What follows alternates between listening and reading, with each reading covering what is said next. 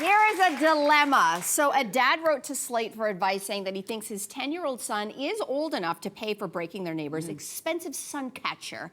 So he and his wife gave the neighbor $200 to replace the broken one. And his wife says it was just an accident. It happens with kids sometimes. But dad says since their son gets $20 in allowance every single week, he should pay back mom and dad. Is that a fair consequence, Lauren? Yes!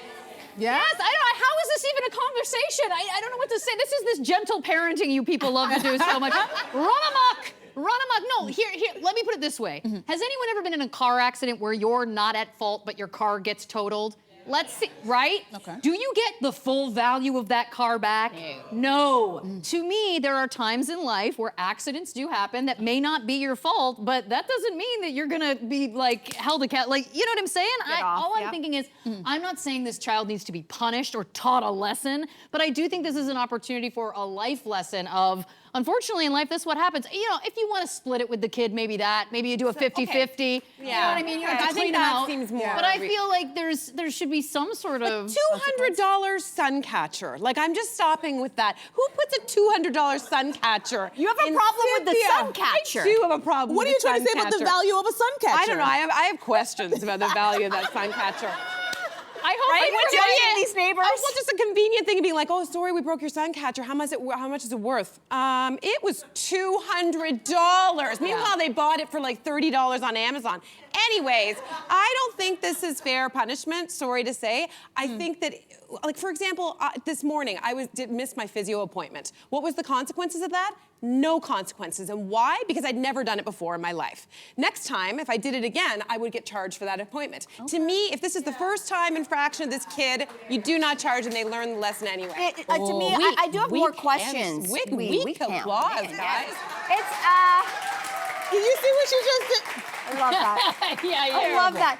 To me, I do have more questions. To the point of, is this the first time? Was he warned by his parents over and over and over again? Stop kicking the ball. You're going to break something. Stop kicking the ball. I think if he had been warned many times, listen, if you break something or you know that you could break something, that's a different story. There should be clear rules and there should also be clear consequences.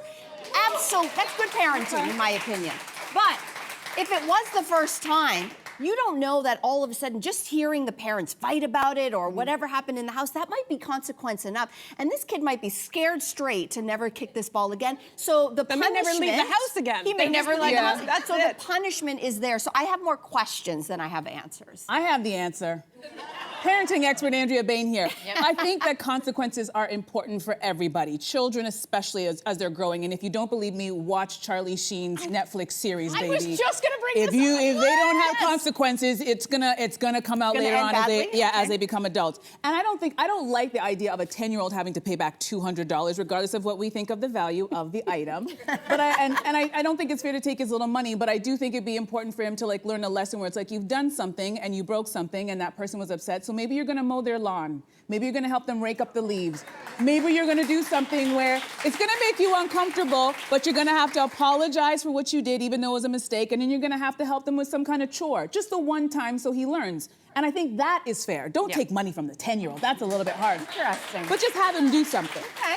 And I mean, watch that Charlie Sheen documentary because, consequences he was like, there was never any consequences. I kept getting offered more work, so why would I change? Just saying, harrowing lesson for parents. Okay, all right. Hey, you, come a bit closer. We've got so many more must-see interviews, spicy debates, lifestyle tips, and pop culture moments. So subscribe to our channel by tapping the logo below and don't miss out.